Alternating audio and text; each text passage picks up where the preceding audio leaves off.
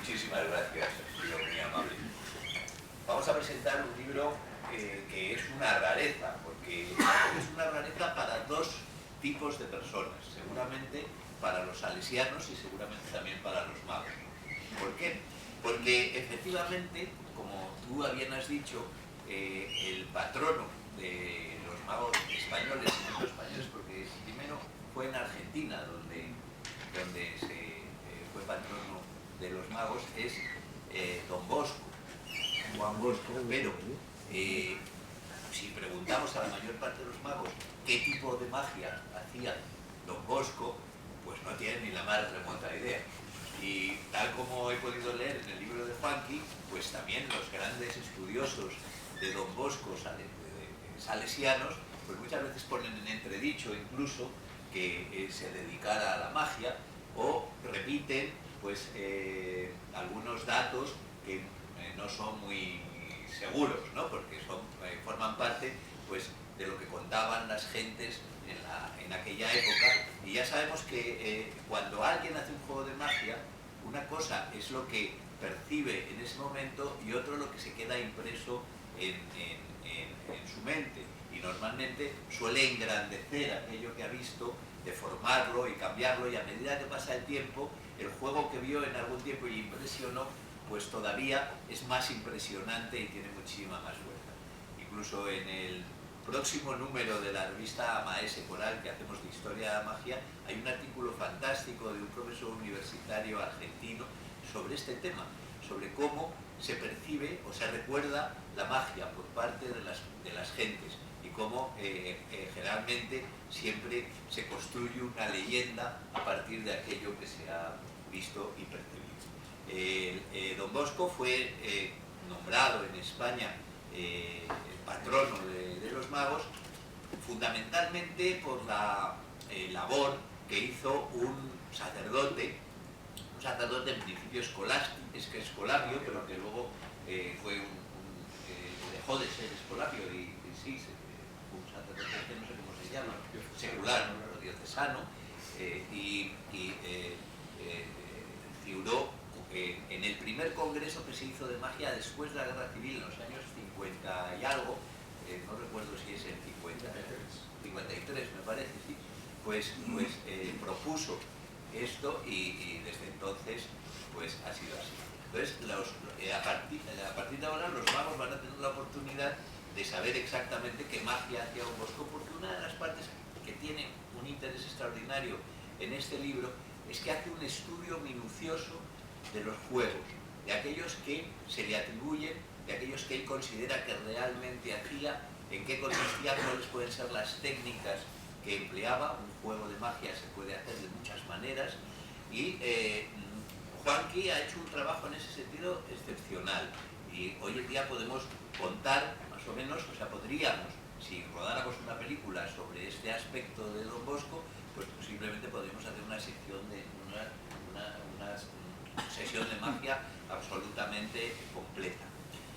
Por otra parte, el libro también creo que ha debido acabar con las reticencias de los estudiosos, no solamente porque demuestre que efectivamente hizo estos juegos, sino sobre todo porque yo creo que ha puesto el acento en dar una importancia al sentido que para Don Bosco tenía hacer magia, para qué realmente y por qué hacía magia, no solamente por el placer de hacerla, que ya de por sí sería algo extraordinario y fantástico, sino porque para él tenía un valor pedagógico extraordinario, y en el libro lo desarrolla, y también el sentido que tiene la magia.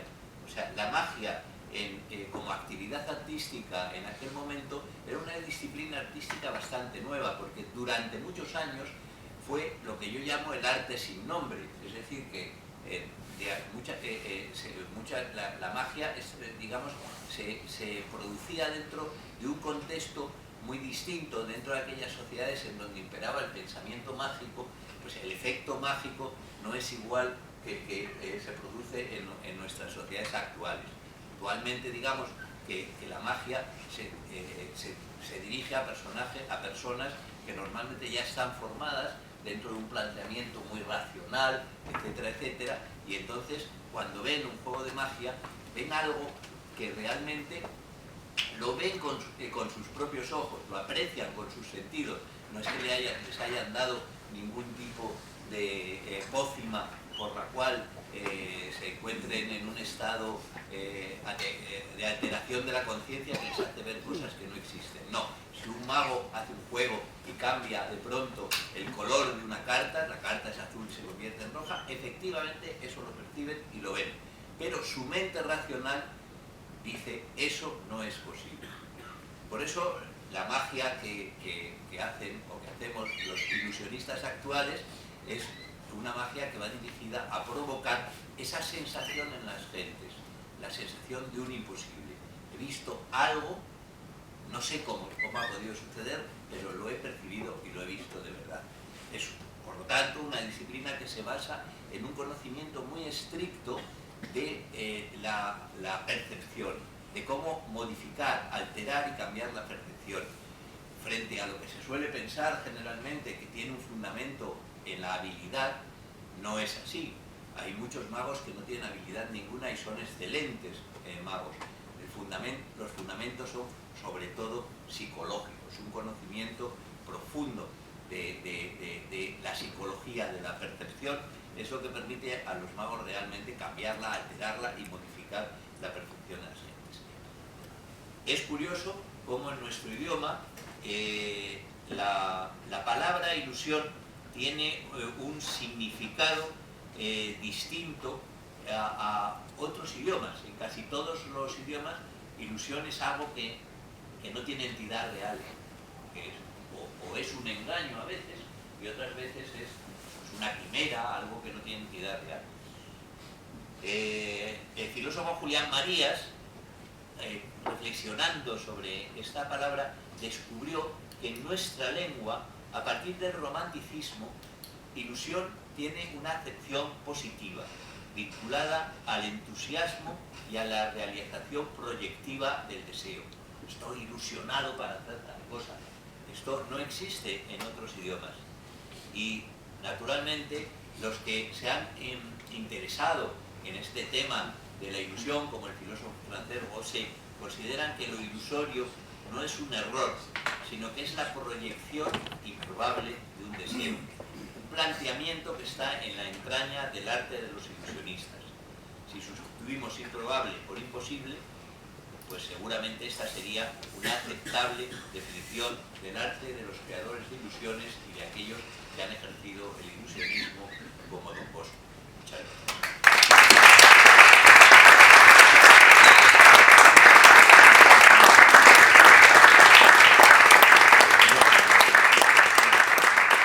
Siempre ha sido bastante marginal dentro de los estudios salesianos la representación de Don Bosco como mago. Porque de hecho los estudios más críticos que tenemos, las obras de Pietro Braido, de Stella, de Lenti, pues no lo cita. El único que lo cita es Pietro Braido y dice, bueno, habría que ver si es verdad esto de que hace magia. Bueno, pues ojalá poder decirle a Pietro Braido, sí, es verdad. Yo creo que sí, estoy convencido de que sí. Y se ha optado muchas veces por una representación de Don Bosco mucho más genérica, llamándole saltimbanqui, ¿no? A Don Bosco, él dice que hace cosas de saltimbanqui, pero Don Bosco nunca dice que a él le llamaran saltimbanqui. En cambio, Don Lemoine sí que nos dice que a Don Bosco le llamaban mago. Cuando era joven y estaba en Chieri, cuando tenía 16, 17 años, le pasó algo que nos ha pasado a todos los magos alguna vez, que cuando eres adolescente estás haciendo magia a todo el mundo porque quieres ensayar y quieres probar y hacer cosas, y entonces ya no eres Juanqui, dejas de ser Juanqui, empiezas a ser Juanqui el mago. ¿Sí? Y si sigues insistiendo, ya se te olvidan del Juanqui todos. Vas a ser el mago, has perdido tu identidad, ahora eres un ser con una baraja de cartas en las manos que va haciendo magia a todo el mundo. Bueno, pues Don Lemoine da esta noticia que cuando estaba en Chieri empezaron a llamarle mago, el mago. Y bueno, para reivindicar que Don Bosco era más mago que saltimbanqui. Y que Don Bosco, así como siempre hemos dicho que dentro del sistema preventivo, es muy difícil hablar para esta asamblea, que por cierto, muchísimas gracias a todos por venir, es muy difícil en la medida en que tenemos gente que conoce mucho de la vida de Don Bosco y gente que conoce mucho de magia. Entonces, voy a intentar como ir equilibrando para todos, ¿eh? Perdonad si cuento obviedades para vuestra especialidad, pero iba a decir, en el sistema preventivo, que es como el sistema pedagógico que Don Bosco propone a sus seguidores, a sus discípulos, a sus alumnos, en el sistema preventivo siempre hemos dicho que juega un papel fundamental el teatro, siempre hemos dicho que juega un papel fundamental la música, el deporte. Bien, pues Don Bosco dejó de tocar el violín, tocaba el violín de pequeño, se propuso que ya eso no era propio de un cura, dejó de tocar el violín, pero nunca dejó de hacer magia. Y siempre siguió manteniendo haciendo magia, menos ya cuando estaba mayor, que ya ni le daba tiempo, no le daban las manos, no sabemos muy bien qué sucedía, pero siempre estuvo haciendo magia. Y, de nuevo, para reivindicar que la magia es más del sistema preventivo que la música. Que es mucho decir, ¿eh? Estoy apuntando muy alto, pero, lo siento, Samuel, yo sé que el piano es una cosa muy importante, pero dentro de la experiencia de Don Bosco, vio aquí algo, percibió algo dentro de la disciplina mágica, que dijo, esto, bueno, no lo puedo dejar, esto no lo puedo dejar.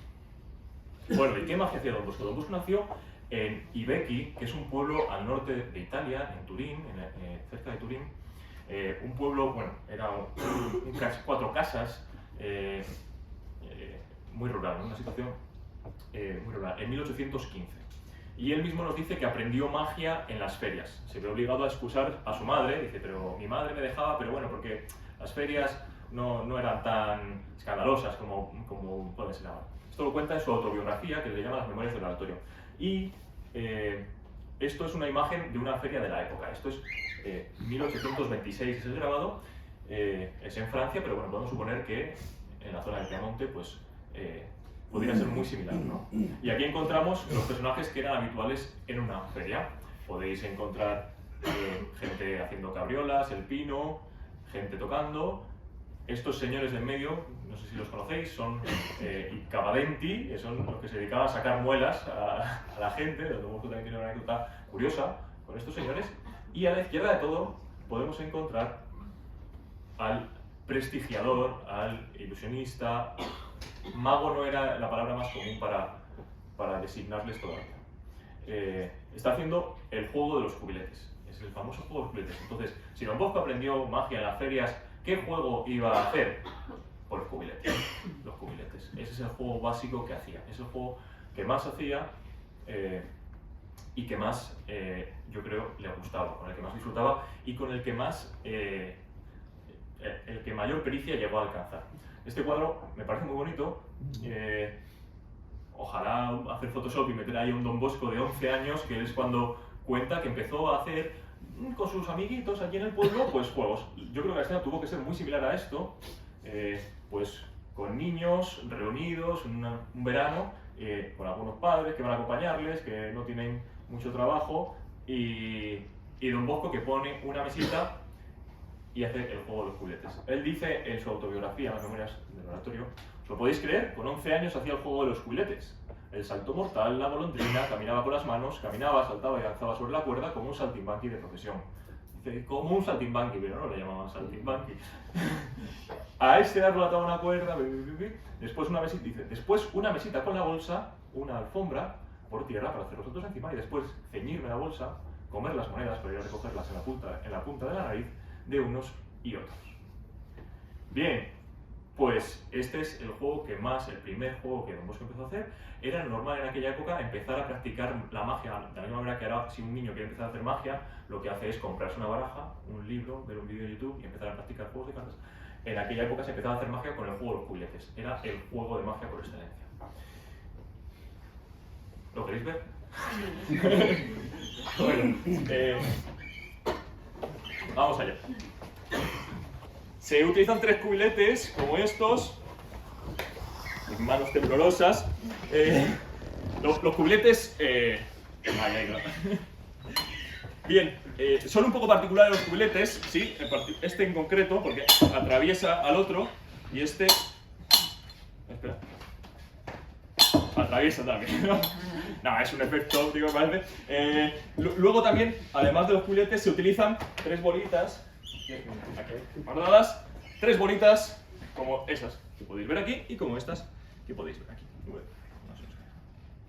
Muy bien. Y lo importante, lo más importante es la varita. No os dejéis engañar, lo importante es la varita. No los cubiletes, no las bolas, estos son la excusa, pero la varita tiene propiedades del todo particulares que estoy dispuesto a enseñar. Veréis.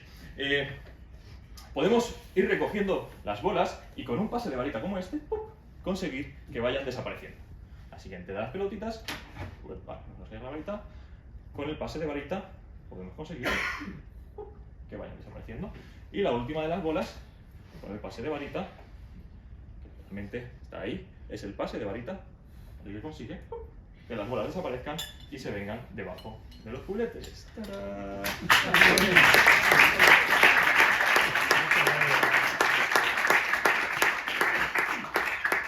Bien, mira, Joaquín, con esto, claro, se pueden hacer muchas cosas muy divertidas. Por ejemplo, ¿qué prefieres, el 1, el 2 o el 3? El 2. El 2, muy bien. Cogemos con la varita que está debajo del 2, y ahora, ¿a dónde la mandamos? ¿Al 1 o al 3? Al 3. Al 3. Ahí va. Y ya está. Es el poder de la varita que consigue que aquí ya no quede nada y aquí se vengan las dos pelotitas. ¿Pero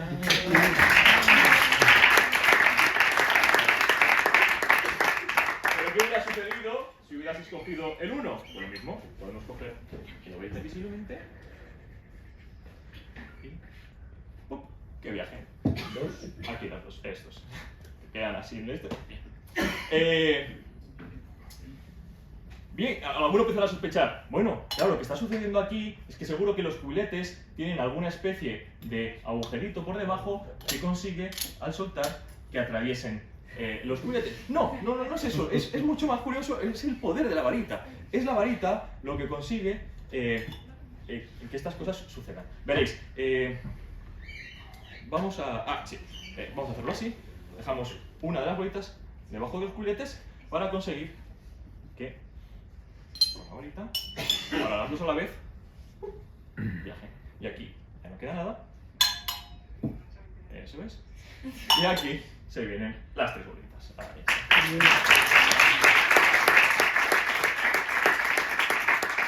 Veréis, yo intento hacerlo lo más claro que puedo.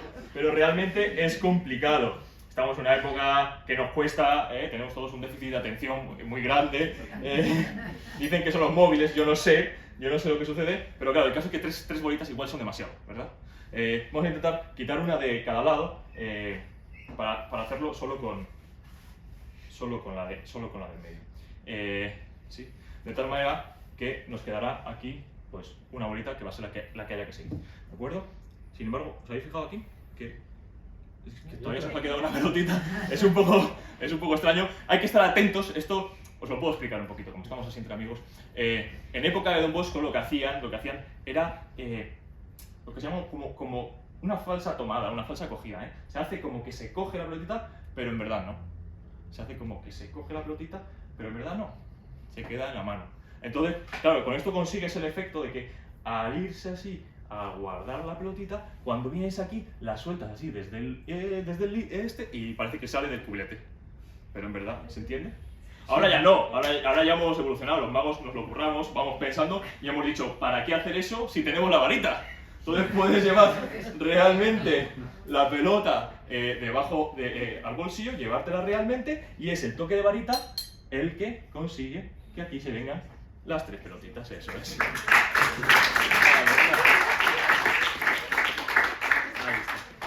Pero se puede complicar más. ¿Qué pasa si nos llevamos las tres bolitas realmente? ¿Qué pasa si nos llevamos las tres bolitas? Si nos llevamos las tres bolitas al bolsillo, y es el toque de varita el que consigue que aquí se venga no una pelota, sino un pelotón. Ahí está, pero el toque de varita puede conseguir que aquí se venga otro pelotón, aquí se venga otro pelotón y aquí. Ahí está, otro pelotón.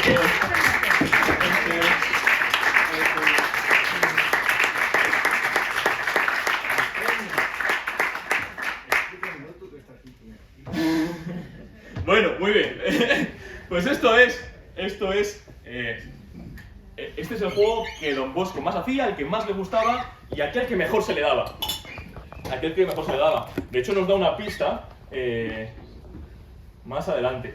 Bueno, y había un problema realmente, porque este juego solo es perceptible si sabes qué está diciendo. Bueno, el juego de los cubiletes es claro, porque aquí lo he puesto yo en la traducción, el juego de los cubiletes.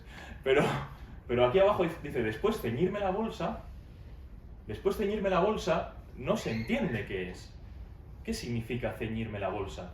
Es que para realizar este efecto, los magos llevaban una especie de riñonera en la cintura, y esa era la bolsa de la que habla Don Bosco. Pero los traductores, los pobres, que no sabían de la magia de principios del siglo XIX, pongo la traducción inglesa porque igual conocemos al traductor de la española y tampoco queremos tirar piedras contra nadie. No, esto está mejor traducido en la española, he de decir. No perfecto, pero en la inglesa, fijaos lo lejos que se va, que dice got myself out of a tight sack, que tenemos traductores aquí que pueden decirnos que esto es como salir de un saco atado. Claro, el señor ha visto ceñirme una bolsa, pues como atar una bolsa, y esto está hablando como de juegos de magia, pues haría esto de meterse en una bolsa atado y salir, ¿no? Porque, bueno, pues no es eso. Seguimos adelante. ¿Qué más hacía? Don Bosco aprendió esto cuando era pequeño en el pueblo de Ibeki, 1815. En 1828-29 se va a vivir a Chieri. ¿30? ¿31? Más para allá. Bien. Chieri es un pueblo ya un poco más grande y aquí vive primero en la casa de Lucia Marta, que tiene una pensión.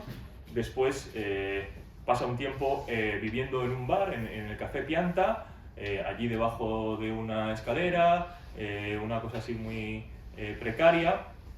Y esta cafetería tenía billares, iba la gente a jugar al billar y a beber, y el ambiente no era muy sano. Y en cuanto puede, se va a vivir a otra pensión, que es la del Sastre Cumino.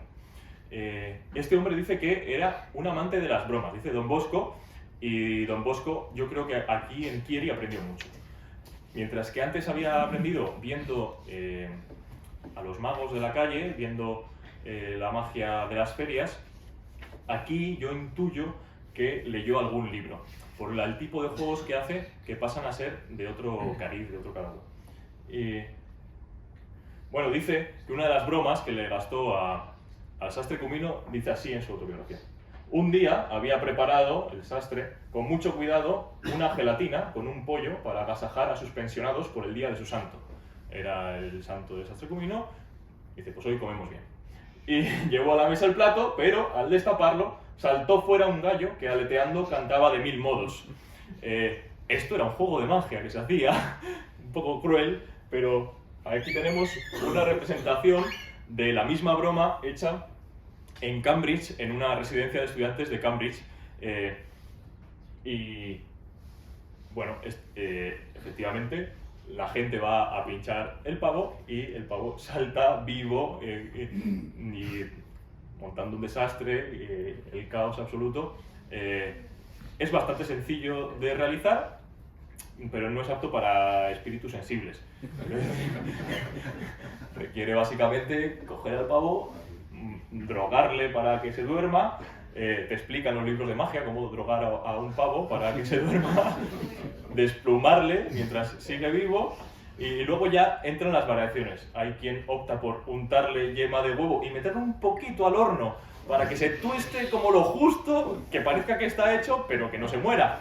Y luego lo sacas, lo pones encima de la mesa y tienes la fiesta montada. Bueno, Don Bosco dice que esto pasó en casa del Sastre Cumino. Tampoco dice que lo hiciera él, pero bueno. Y luego aprendió juegos como más elaborados, ¿no? Uno de ellos, esto es otra feria, otra imagen de otra feria, es muy divertida, los magos la conoceréis porque es muy famosa. A ver, aquí hay cosas muy interesantes. Podéis jugar a encontrar el mago. No es fácil, pero igual lo habéis encontrado. Mira, allá arriba hay como un señor que está una publicidad de un señor que está caminando en la cuerda, ¿no? Sí.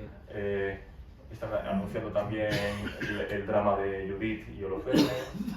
Aquí abajo tenemos un Tuttilimondi. Esto de aquí abajo, a la esquina inferior izquierda, ahí están mirando como una caja. Esto era uno de los espectáculos conocidos en las ferias del momento. Tiene Goya un cuadro muy divertido, el Tuttilimondi. Hay un chavalín robando por ahí, también podéis jugar a encontrar el ladronzuelo que está por ahí. Y el mago lo tenemos allí arriba a la derecha. Vamos a ampliar. Este es Fox. Dice Dexterity of Hand. Esto es una feria en Inglaterra, 1720. Y está haciendo, no se ve bien, pero sabemos que tiene una baraja y una bolsa de la que salen como pelotitas. Son huevos. El hombre era famoso por hacer la bolsa y el huevo. Era un juego previo, aunque él fue el que lo popularizó y a veces se le nombra como el inventor de este juego. Don Bosco lo hacía. Dice, cuando ya está en Chieri, crecía la maravilla en los juegos de prestigiador. Utiliza este término, prestigiador, el que hace prestigios, no prestidigitador, el que tiene los dígitos rápidos. Creo que es como una derivación, es posterior a esa terminología. Aquí dice prestigiador. El salir de un pequeño cubilete, 1000 bolas, todas más grandes que él. Este es el cubilete con las bolas más grandes que él, que realmente no cabe.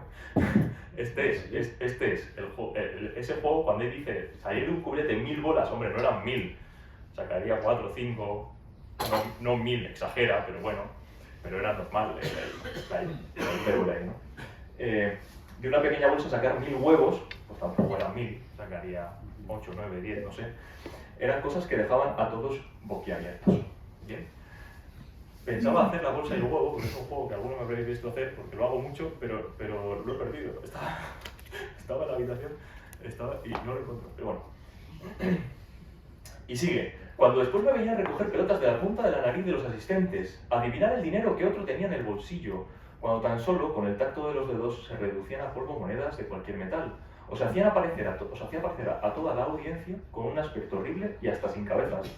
Entonces alguno empezó a dudar si no sería yo un mago, pues no podían hacerse aquellas cosas sin la ayuda de algún diablillo. Y aquí es donde más información nos da de los juegos que hacían. Aquí hay muchos juegos. A veces es difícil saber cuántos, pero al menos recoger pelotas en la punta de la nariz, como con las monedas, adivinar el dinero que tú tenías en el bolsillo, que nos ha comentado Ramón. Este es uno de los juegos que es un juego matemático, ¿no? Te pedían, ¿cuánto dinero piensa en el dinero que tienes? Ahora súmale no sé cuánto, multiplícalo por no sé cuánto, divídelo por no sé cuánto, ¿qué número te ha salido? Tal, pues tienes 3,5 euros. ¿Sí? Esta era la manera en la que se hacía ese efecto. Cuando tan solo con el tacto de los dedos se reducían a polvo monedas de cualquier metal. Ese lo puedo hacer. Eso lo puedo hacer. ¿Queréis verlo? Vamos allá. Los magos lo conoceréis, pero en verdad no se presenta así más. Ahora se presenta de otras maneras, pero es un juego muy clásico. Además forma parte de los talleres de magia, de los más sencillos talleres de magia. Se coge una moneda, como esta, por ejemplo, que es de verdad, y voy a conseguir romperla, hacerla pedazos con los dedos, ¿os parece? Que me he estado entrenando, he estado haciendo pesas. Bien, veréis, te dobla así,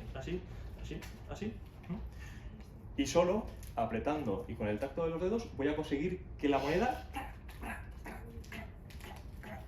ya está trincando, ahí, esto es, y efectivamente, aquí, mira. Se nos ha quedado la moneda triturada. Ahí está.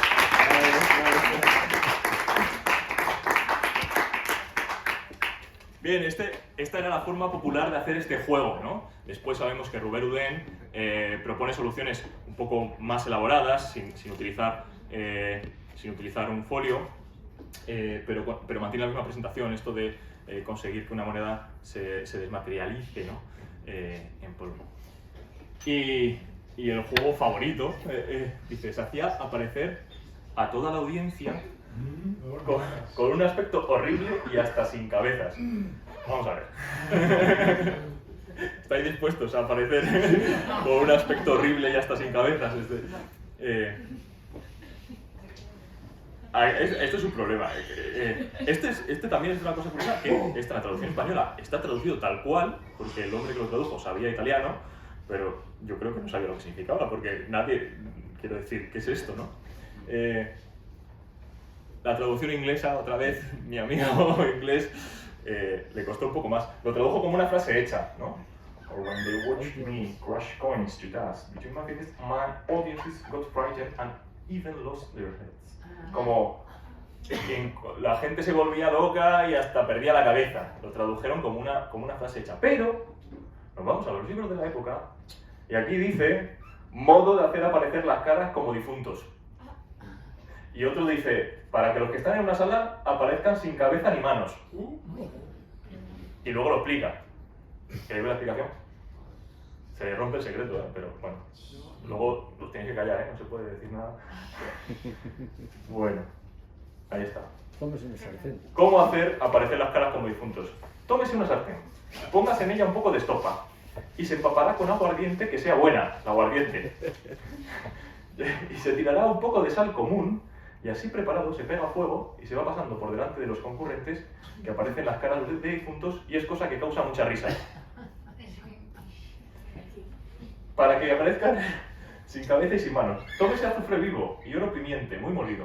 Échase en una vasija con aceite y dejándolo hervir, tápese bien la vasija que no salga el vapor.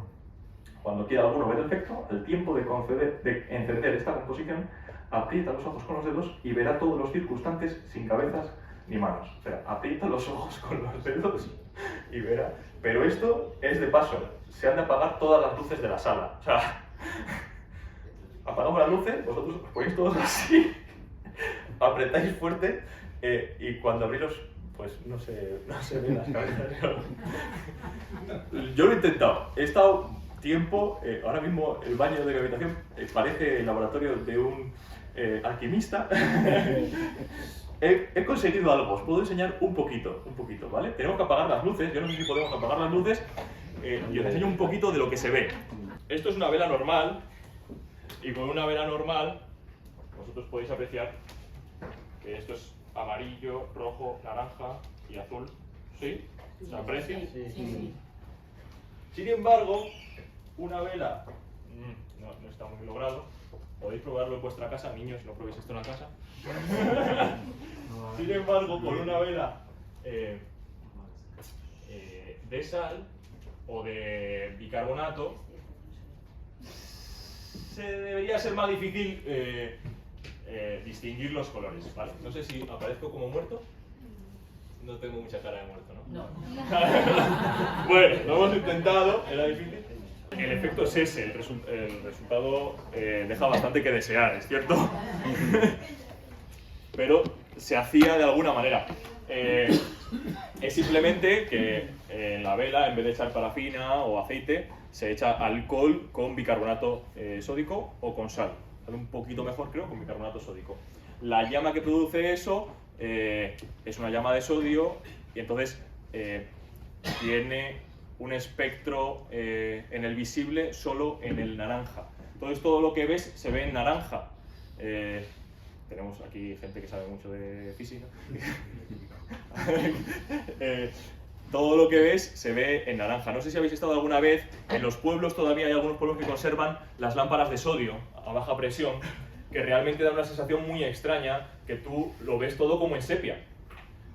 No sé si recordáis, habéis estado alguna vez, pero es esa sensación la que se consigue con lámparas.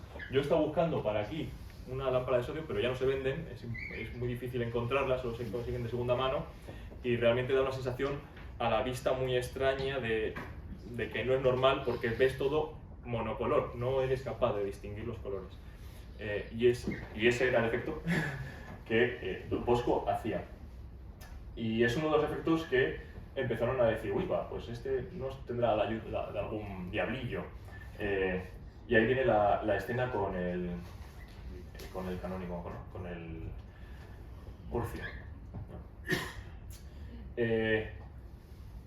Bueno, una pregunta común es, bueno, ¿y no hacía juegos de cartas este hombre? Pues sí, hacía... No, o sea, no, sí, suponemos que sí, pero él no dice que hiciera. Dice que a esto se le añade que fijaba tanto la mente... Bueno, está hablando de que jugaba a las cartas en el seminario. Y en el seminario solo estaba permitido jugar con las cartas del tarot. Porque el juego que se jugaba con la baraja de tarot era uno en el que no se apostaba. Mientras que todos los demás juegos que se jugaban con la baraja española, la italiana es muy similar a la española, la napolitana, eran juegos de apostar. Y el juego que se jugaba con la baraja de tarot no se apostaba. Y entonces solo estaba permitido jugar con la baraja de tarot. Pero era un juego, no es que echara el tarot. Y dice, fijaba tanto la mente, bueno, además tenía la mala suerte de que ganaba siempre. Y entonces como que me obsesionaba un poco. Y después no podía ni rezar, ni estudiar, pues siempre tenía la imaginación trastocada por el rey de copas, la sopa de espadas, o el 13 o el 15 del tarot. Y el 13 del tarot, además, es la muerte, y el 15 es el diablo. Lo cual es un poco turbio para un chico que está en el seminario, pensándose ser sacerdote, encontrarse con esto, ¿no? Así que dice, corta por lo sano y dice, acabó. Ya no toco el violín, ya no me voy a cazar, ya no voy a ferias, ya no voy a hacer juegos de magia, se acabó la vida anterior, ahora soy seminarista, ahora voy a ser sacerdote. Toma esta decisión, pero al hombre le costaba. No, la determinación era muy buena, tenía muy buena voluntad, pero no se mantuvo muy fiel. Dice, de vez en cuando, esto lo cuenta Don Lemoine, de vez en cuando, cediendo a la insistencia de los compañeros, en los primeros años del seminario, hacía algunos juegos de prestigio. Sobre este punto, Don Cafaso no había aprobado la resolución absoluta que había hecho en el día de la vestición clerical. Es decir, Don Cafaso era su acompañante espiritual, un sacerdote de Turín, que trabajaba en Turín, y que le acompañaba espiritualmente. Y este hombre le dijo, es santo, y este hombre le dijo que eso que lo de dejar el violín vale, que lo de dejar la caza muy bien, pero que lo de dejar la magia, que no, que siguiera, que eso... Y de hecho después hay anécdotas muy curiosas, hay una muy curiosa, que salen después de acabar el seminario, siendo ya sacerdote, va a estudiar como un máster para aprender a confesar bien, para prepararse un poco más, y... Sí, es una especie de máster, ¿no? El convicto eclesiástico se llama, y aquí Don Cafaso y Walla le picaban para que hiciera trucos de magia. Y cuentan una anécdota muy bonita que se confabularon, se conchavaron los tres para picar a uno de los compañeros y le robaron la chaqueta, nadie se había enterado de que le habían robado la chaqueta y así, entonces dijo, venga, Don Bosco, haznos un juego de magia, que hoy tenemos fiesta. Y Don Bosco, no, que estoy muy cansado. Que sí, haznos un juego de magia, no, que no sé qué hacer. Bueno, pues el de la otra vez, no, es que ese ya lo he hecho. Pues venga, ¿qué queréis que haga? ¿Qué queréis que haga aparecer? Y Don Cafaso, la chaqueta de aquel. ¿Cómo? Pero no, hombre, eso es imposible. Sí, la chaqueta de aquel. Pues venga, vamos a hacer aparecer la chaqueta de él. Traedme una caja y tal, mira la caja. ¿Está vacía? Sí, vale. Y pidió una varita, se puso una toalla a la cintura, se disfrazó Don Bosco, cogió una varita, empezó a hacer ahí cabriolas, dice que palabras cabalísticas, no sé qué. A ver, todavía no. A ver, no, va por Constantinopla la chaqueta. A ver, ¡pum! Abre. Y ahí estaba, la chaqueta del chaval. Y el chaval alucinando, claro, todos compinchados para tomarle el pelo al chaval. Estas cosas, este era el tenor de vida que se vivía en el convictorio eclesiástico. Se lo pasaban muy bien. Y Don Cafaso dice, yo me tengo que ir de aquí porque si no me muero de la risa. Y algo así pone la frase. Bueno, y esto es muy curioso, y a mí me parece muy curioso, teniendo en cuenta que parte de la élite social de la época, en este caso es Gaspar Melchor de Jovellanos, no aprobaba mucho esto de la magia. La magia era vista, bueno, la magia callejera, la magia de las ferias era vista un poco como un espectáculo depravante, o no sé cómo decir, como que no hace mucho bien a la sociedad, ¿no? Así que dice que es mejor, pues mejor sería que se acabara todo esto. Vamos a dejarnos de titiriteros, de marionetas, de chorradas, y aquí vamos a lo serio, ¿no? Dice, y otras invenciones que aunque inocentes en sí están depravadas y corrompidas por sus torpes accidentes, ¿no? Payasos, arlequines, matachines, literalmente. Estos son algunos de los personajes que hemos visto en las imágenes de las ferias y que Jovellanos optaba por acábese todo, cortamos por lo sano y ya está. Sin embargo, Don Bosco tiene la capacidad desde un ambiente, o sea, desde un nivel muy humilde, captar que hay ahí algo valioso que le puede ayudar mucho, Don Bosco y Don Cafaso, que le pueden ayudar mucho a su labor pastoral, al bien de las almas de los jóvenes, y lo aprovecha para crear belleza en el mundo, ¿no? Yo creo que es una de las aportaciones interesantes de Don Bosco, ¿no? Ser capaz de detectar lo bueno, lo bello, allí donde nadie lo veía, ¿no? Donde nadie lo veía.